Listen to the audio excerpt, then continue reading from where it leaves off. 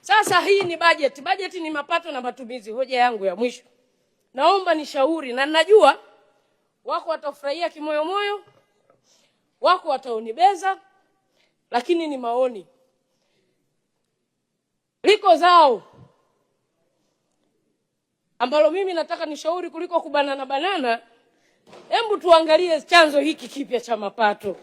Tumeona, na ninampongeza sana kaka yangu Aretas James Limo kwa kazi kubwa anayoifanya katika kupambana na madawa kulevya. Lakini niliona kuna boti Bagamoyo imebeba jani linaitwa Shajaratul Fikra. Kuna wenzangu Mombasa kule wanaita Shajaratul Fikra, wengine wanaita kati, wengine wanaita miraa, wengine wanaita mirungi. Nikaenda kufanya tafiti.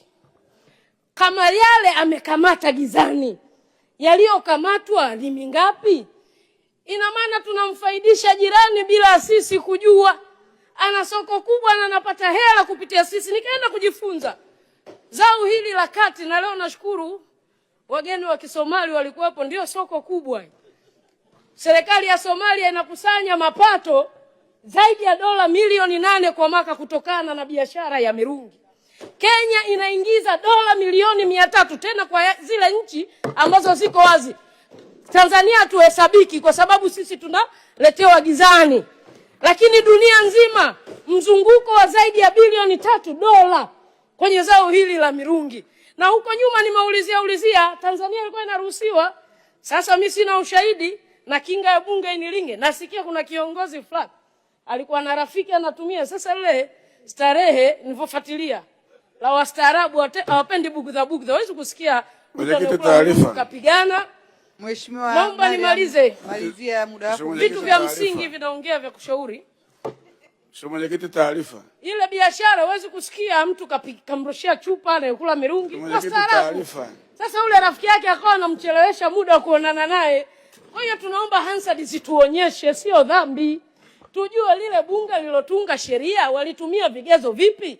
Leo ukiangalia madhara inasema mirungi inasababisha kansa. Twendeni Ocean Road. Kati ya sigara ambayo la tumbaku na mirungi, wapi wagonjwa wengi wanaosababishwa kansa? Twendeni tukajifunze. Wanasema mirungi inasababisha social dependence.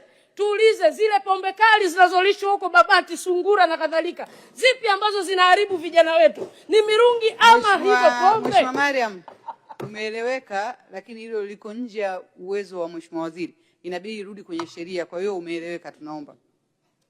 Ndio maana naomba nimalizie, Mheshimiwa Mwenyekiti.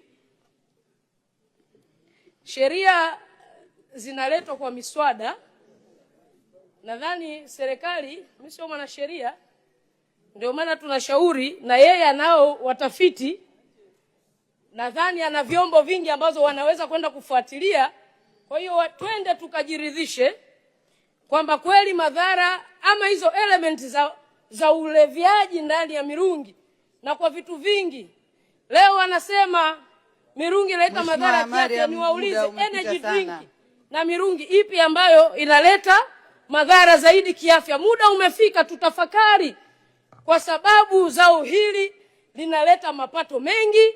Na pia nimefuatilia, Kenya inapeleka Djibouti, Kenya inapeleka Somalia, Kenya inapeleka mirungi mpaka Israeli, Jerusalem.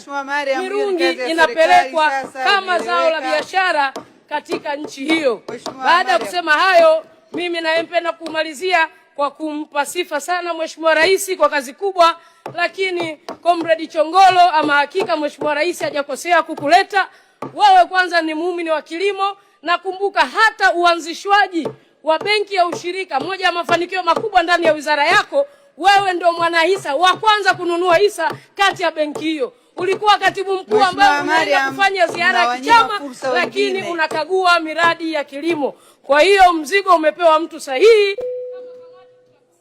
Mheshimiwa Mariam, unawanyima fursa wengine, muda umepita sana.